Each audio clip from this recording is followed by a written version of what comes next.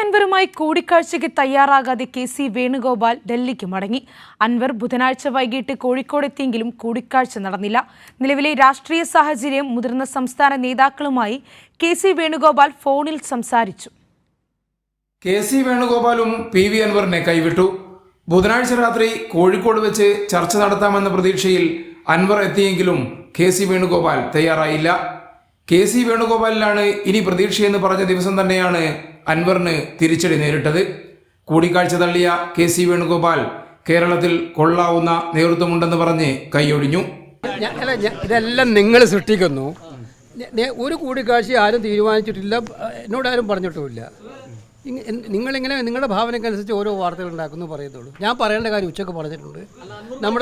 നമ്മൾ അതൊക്കെ ഇവിടെ കൊള്ളാവുന്ന നേതൃത്വം ഉണ്ടെന്നേ. ഇവിടെ നല്ല നേതൃത്വം ഉണ്ടല്ലോ. മാത്രമല്ല അതിനകത്ത് ഞാൻ നേരത്തെ പറഞ്ഞിട്ടുണ്ട്, അതിനപ്പുറത്തൊന്നും പറയാനില്ല. കോഴിക്കോടെത്തിയ കെ.സി. വേണുഗോപാൽ സംസ്ഥാനത്തെ മുതിർന്ന കോൺഗ്രസ് നേതാക്കളുമായി ഫോണിൽ സംസാരിച്ചു. അൻവർ പ്രതിപക്ഷ നേതാവിനെതിരെ സംസാരിച്ചതും സ്ഥാനാർത്ഥിയെ ഇകഴ്ത്തിയതും ശരിയായില്ല എന്ന് ഇവർ അറിയിച്ചു. തുടർന്നാണ് അൻവറുമായി സംസ്ഥാന നേതൃത്വത്തെ മറികടന്ന് ചർച്ച വേണ്ടെന്ന് കെ.സി. വേണുഗോപാൽ തീരുമാനിച്ചത്. ഇതോടെ പി.വി. അൻവറിന്റെ പ്രതീക്ഷകൾക്കും മങ്ങലേറ്റു. കൈരളി ന്യൂസ്, കോഴിക്കോട്.